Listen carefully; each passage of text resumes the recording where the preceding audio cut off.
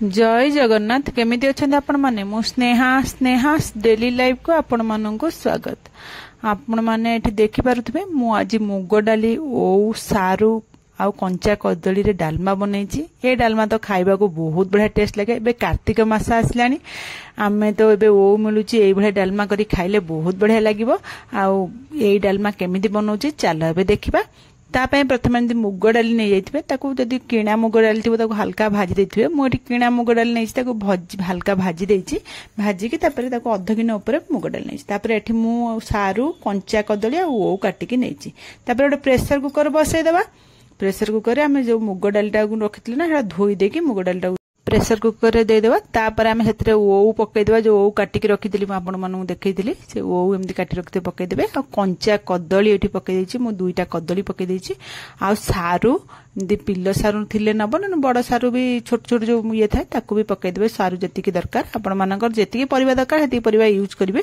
तापर आमे एठी गरम पानी पकै देछि। काइना गरम पानी देले रोसे शीघ्र हबो सेति आपण माने गरम पानी यूज करिवे। तापर अदा गोटे इंच रो मु ताकू छेची के पकै देछि। आ तेजपत्र दुईटा आ लूण आ हळदी गुंड अध चमच पकेबा। लूण स्वाद अनुसार पकै देबे। तापर आमे प्रेशर लीड बंद कर दबा। आ ताकू हुइसिल दे दा। मु एठी गोटे हुइसिल दे देछि।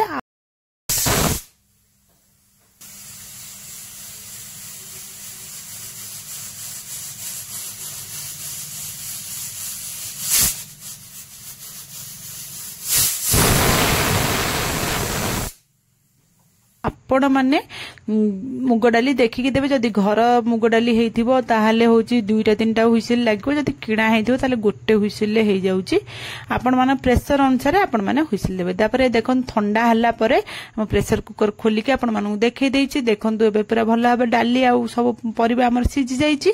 तापरे मु एठोडे कढ़ई बसै देछि। कढ़ई गरम हला परे मु एतरे देसी गुआ घी गोटे चमच पकैछि। आपण माने गुआ घी रे छुंक देबे।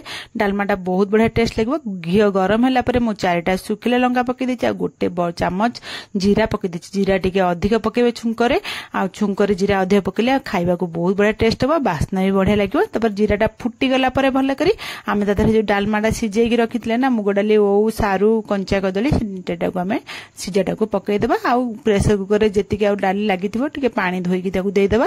देई देकी ताकू गोळे देबा। आमे मु एठी प्रेशर रे गोटे सीटी एइत पई देइथिली कि मु एठी फुटेई देले आउ टिके ओरु खट्टा अंश बाहरिबा आ खाया को भी बढ़िया लागिवो। हेत पे आमे कोन करना टे पानी देकी डालमा को 5 रु 7 मिनिट खंड भल्ल करी फुटेई देबा। तापर एठी देखु मु देखुची आ परिबा उडा हमर भी पूरा सिझी जाईची। आ खाली जस्ट टिके फुटिला परे हम टिके बहलिया हबो। सेत लागि मु ता घोड़े देकी गोटे 5 रु 7 मिनिट फुटिया को छाडी देली। एबे 7 मिनिट हे गलानी डालमा हमर फुटिबार। मबे घोड़ा काढी के आपण मानू देखौची। देखंतु हम डालमाटा पूरा फुटी गलानी। आ केते पानी भी मरी गलानी। आ एटा रखी देले ना हम खाइला आलू समान होउची मोटा हे जिवो। एटा पानिया बिल्कुल भी रहइबोनी। आपण माने देखंतु देखिले ही जानि परिबे। आपण माने बेदल डालमा तैयार करछन ना टिके पानी रखी की बंद करिवे डालमाटा को। आ खाइला आलू देखिबे बाढिबे डालमाटा हमर मोटा हे जाई थाए। काइना हमर डालीटा टिके पानी टाणी निए सेतिबे आमे एतिकी पानी रो मु कोन करछि ना एठी गोटे बड़ चमच भज्जा जीरा गुंड पकैछि। आउ लंका सुखिला लंका गुंड गोटे अध चमच पकैछि। आपण माने मु अलगा अलगा पकैछि। आपण माने जदि एकाठी भज्जा जे लंका जीरा गुंड करथिबे ताले पकै देबे। पकैकी ताकू घोड़ेकी आउरी 5 मिनिट खंड छाडी देबा। जेमि सब फ्लेवर उडा हम डालमा संगरे मिसि जिवो। देखंतु 5 मिनिट हे गेला। मु एबे काढी के आपण मानू देखौछि। देखंतु केमदी एते बहलिया देखाउछि। देखो डालमा एबे डालमा पूरा हमर परफेक्ट एतिकी ही डालमा रहिले पानी आमे खाइबा को भी भात संगरे बहुत भल लागियो। मु तापर आपण मानू को बाढी के भी देखै दउछि। आपण माने देखि पारुथबे ए डालमाटा केते टेस्ट हितबो। एबे त कार्तिक मास आसलानी। एबे आमे सब बेले साधा तो खाइबा। आपण माने भी एमती ओ डालमा बनै केबे खांतु देखे बहुत बढ़िया टेस्ट लागियो। ओ तो एबे मिलुछि।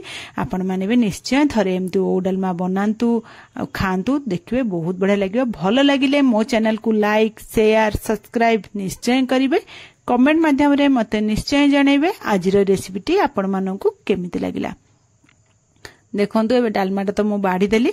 आपण माने देखिले ही जानि परथु एटा केते टेस्ट हेतिबो। आ जहाकू ओ पसंद की खट्टा डालमा खाइबा को पसंद से माने एमती निश्चय थरे करिके खांतु। रहुची काली आपण मानन पई नुवा रेसिपी नै आसीबे। जय जय।